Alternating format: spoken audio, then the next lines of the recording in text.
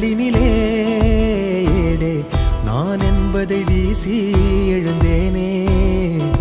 மனமே தான் என்பது போகும் பெருங்கணத்தினிலே கூவி வாவென்றொரு வாழ்க்கை சிறு குரலாய் அருளாய் பேச போகாதொரு ஆழம் தேடி நீந்தி நீந்தி மூழ்கி போவேன்.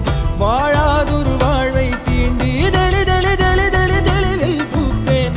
காணாதொரு வெளிச்சத்தில் என்னை நான்